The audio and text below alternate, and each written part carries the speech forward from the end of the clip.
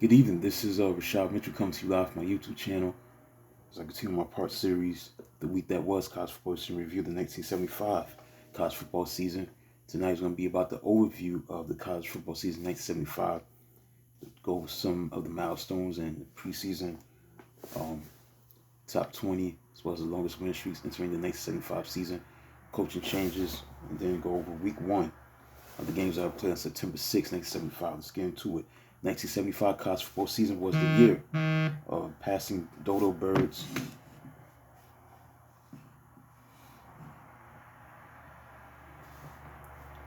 Archie Heisman's double, and Arizona State's broken hearts.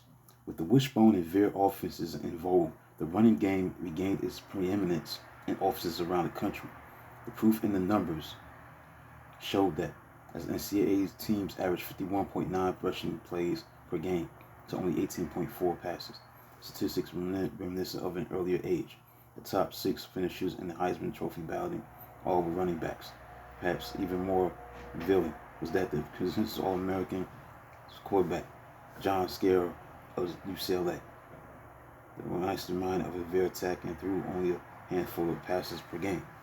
Even in the 1950s heyday of the run-oriented split T offense, the All-American quarterbacks of that age were past masters, such as Stanford's Bobby Garrett in 1953, Notre Dame's Ralph Leamy in 1954, Michigan State's Earl Morrall in 1955, Stanford's John Brodie in 1956.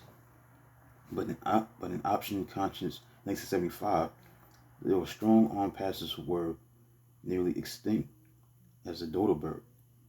At the forefront of the era's new breed of strong fleet runners was Ohio State's tailback Archie Griffin, who led the Buckeyes to an 11-0 regular season.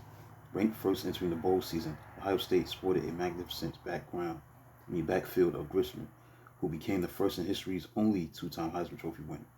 Meanwhile, fullback Pete Johnson, who scored 25 touchdowns, and Cornelius Green, the quarterback, who beat out Griffin for both the team and conference most valuable player awards, of course, to win the national title.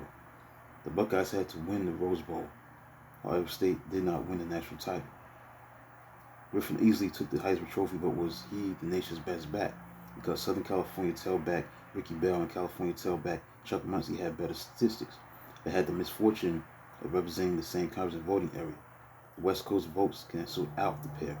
Oklahoma halfback Joe Washington was both nicked up and considered a product of his system, while Pittsburgh tailback Tony Dorsett needed his team to have won another game or two, as the Panthers were not even ranked late in November. Washington and his fellow Sooners won the biggest prize, Oklahoma's second straight national title, as the Sooners celebrated the lifting of the previous year's probation. Sweep both bowls, Oklahoma was allowed to go to a bowl after a 2-year absence and took advantage of Big Ten's poor showing in the bowl game by beating Michigan. I was at the top-ranked Ohio State, lost the Rose Bowl. Baptist preacher wishbone quarterback Steve Davis, who ended his career with a 32-1-1 record as starter, led the offense. Defensive tackle Leroy Selman, winner of both Outland and Lombardi trophies, led the defense. The Sooners' sole loss was a 23-3 upset in Norman by Kansas on November 8th that snapped the 28-game win streak and temporarily at least knocked OU down to 6th in the rankings. Despite a loss that late in the season, the Sooners worked their way back to top, and it counted most in January, and it appeared that Ohio State coach Woody Hayes would win his fourth national title, possess at least one in each of the past 3 decades. As the undefeated Buckeyes faced a UCLA squad in the Rose Bowl that had trounced 41-20 early in the season, but UCLA bounced the Buckeyes 23-10 as Sciarra proved his All-American medal. Now, Ohio State's appearance in Pasadena was its fourth straight, and all corresponding to Griffin's 4 years in the starting lineup, but in one of the most frustrating spells of Ohio State history. Guys won only one of those bowls and in the process lost out on 2 likely national championships. With Ohio State's loss, only one team was left unscathed. Ambitious Arizona State ended the season with a 17-14 win over Nebraska in the Fiesta Bowl.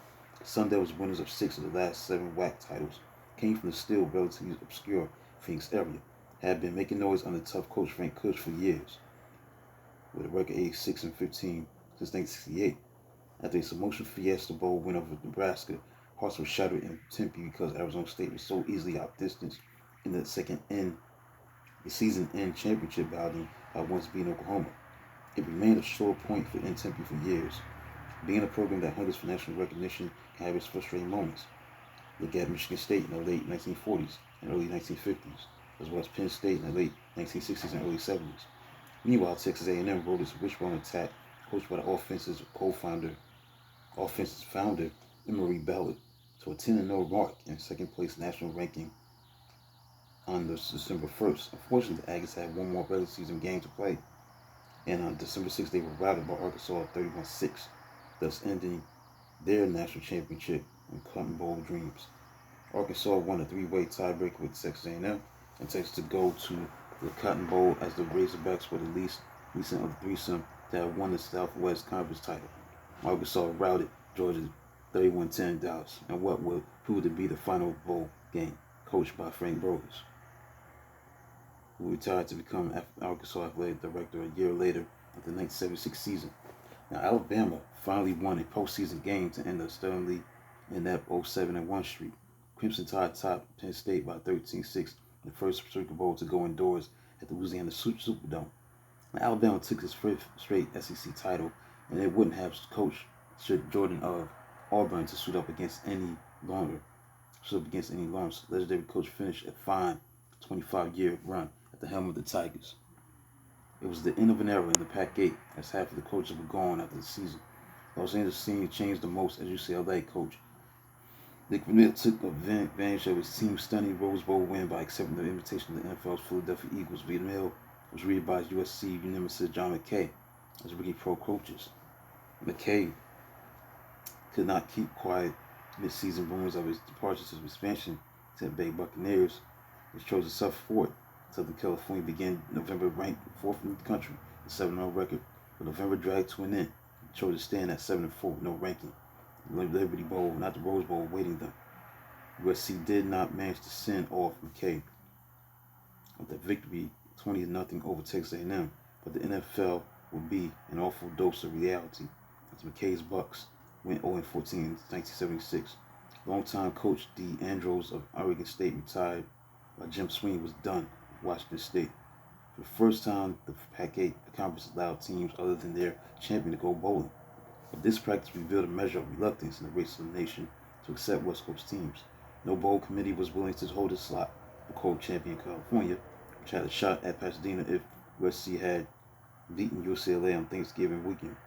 The Golden Bears led the nation in total offense, featured a balanced attack with quarterback Joe Roth, big spectacle runner Chuck Muncie, and wide receiver Steve Rivera and Wesley Walker.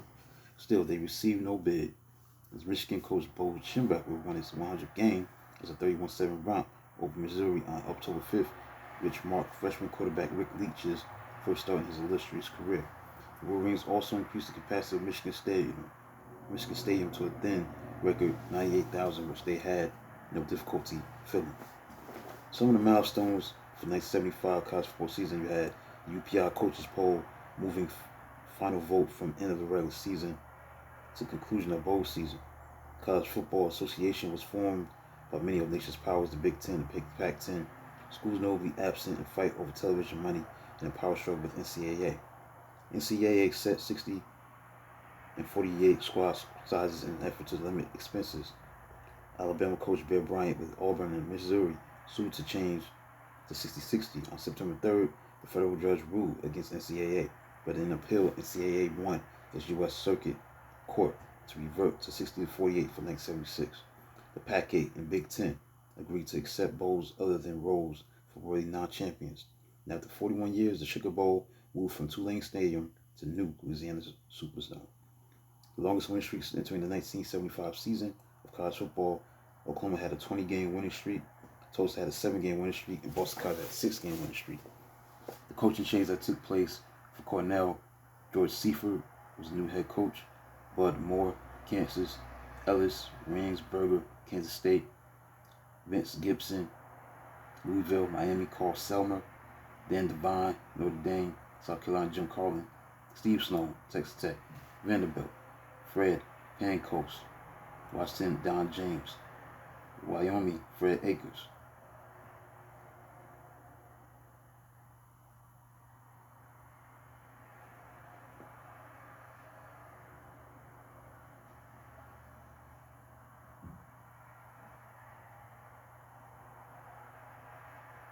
Now here's the AP poll for the preseason. We had preseason top 20 right here. Number 20 was Stanford, number 19 Arkansas, number 18 Tennessee, number 17 Maryland, 16 was Arizona, number 15 Florida, number 14 UCLA, 13 North Carolina State, number 12 Michigan State, number 11 Texas, number 10 was Notre Dame. The rest of the top 10 was number 9 Texas A&M, number 8 Auburn, number 7 Nebraska, 6 Penn State, number 5 Southern California. Ohio State, number 4. Number 3, Michigan. Number 2, Alabama. Number 1, Oklahoma.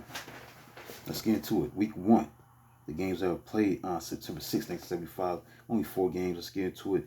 Penn State, the number 6 team in the country, beat Temple 26-25.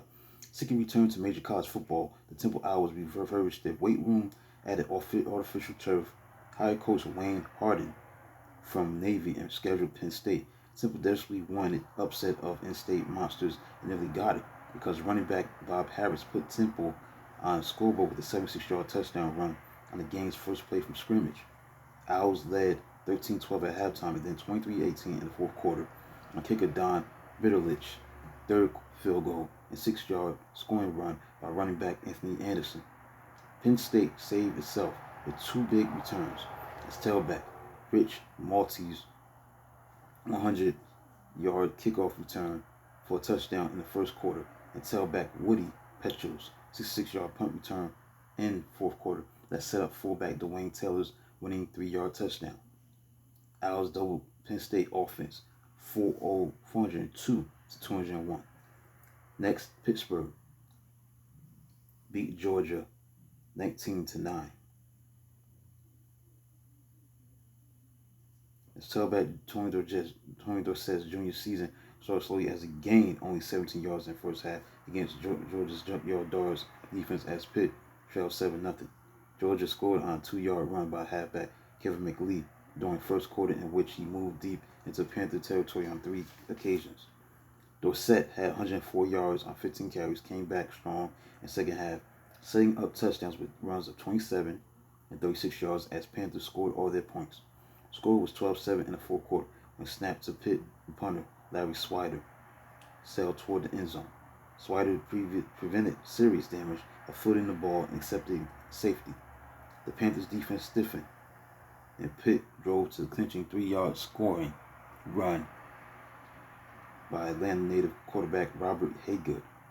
Grambling beat Alcorn State 27-3 in New Orleans as Grambling quarterback Doug Williams sparkled in showcase game, tossing 4 touchdowns, 2 to wide receiver Sammy White, as Grambling coasted in the first ever college football game played in the Superdome.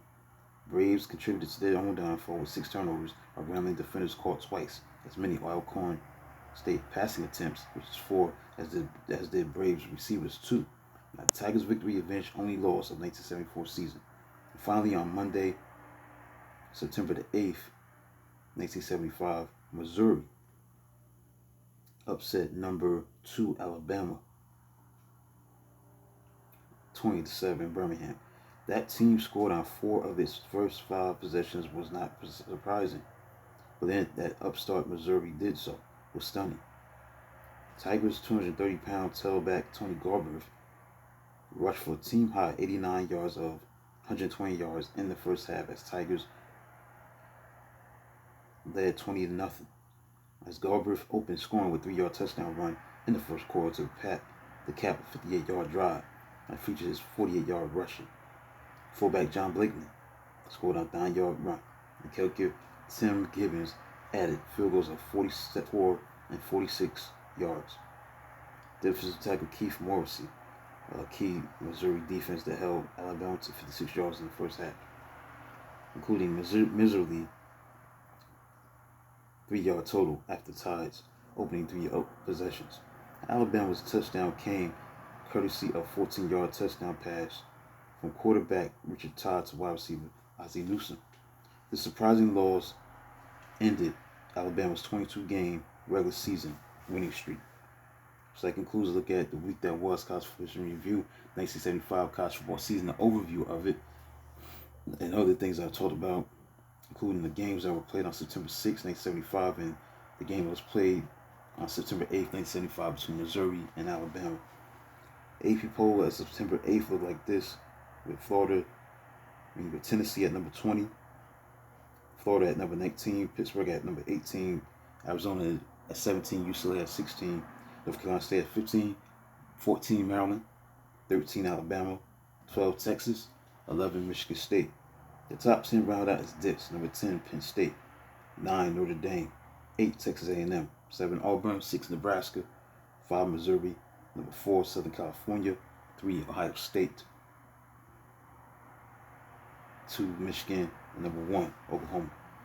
So that concludes a look at college football summary review, the 1975 college football season, the overview of the season, as well as the games that were played on September 6, 1975, including the game that was played on September 8th, 1975 between Missouri and Alabama. Please like, subscribe, and comment on the channel. Do a video of this magnitude on Thursday. Until then, talk to you soon.